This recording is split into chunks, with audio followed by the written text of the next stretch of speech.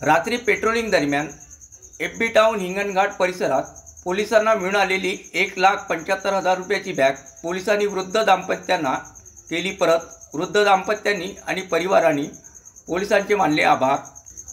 Police म्हणजे काय असते हा अनुभव प्रत्येक नागरिकांनी अनुभवलेला असतो, परंतु कधीकधी कुठली घटना घडते आणि पोलिसांचा प्रामाणिकपणा कसा समोर येतो असेच काही घडले वर्धा जिल्ह्यातील हिंगणघाटच्या FB टाउनमध्ये। दिनांक 5 मार्च रोजी हिंगणघाट पोलीस पेट्रोलिंग करीत असताना FB टाउन परिसरात पोलिसांना रोडच्या बाजूला झाडाच्या आडोशामध्ये 2 रेक्झिन बॅग संशयास्पद दिसून आल्या।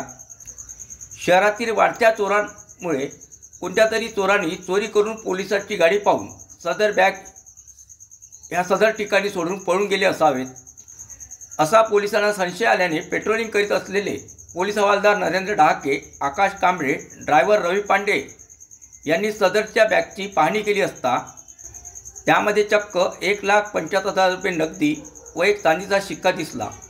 त्यावरून कुठेतरी नक्कीच चोरी झाली असावी असा पोलिसांचा संशय बळावल्याने त्यांनी नक्की चोर कुठे असावे याचा शोध घेण्याकरिता सदर बॅगची पाहणी केली।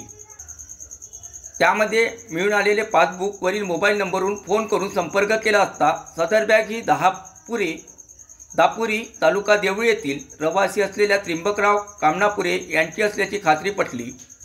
त्यावरून पोलिसांनी आजूबाजूच्या रहिवासी लोकांना उठवून विचारपूस केली तेव्हा कामनापुरे वृद्ध दाम्पत्य घराच्या बाहेर आले। तेव्हा पोलिसांनी त्यांना विचारपूस केली असता विचारपूस दरम्यान सदर वृद्ध दाम्पत्य हे दिनांक 4 मार्च रोजी 10:30 वाजताच्या दरम्यान दापोरी देवळी येथून हिंगणघाट येथे परत आले व अनवधानाने सदर बॅग या रोडवर झाडाच्या आडोशात राहून गेल्याचे सांगितले।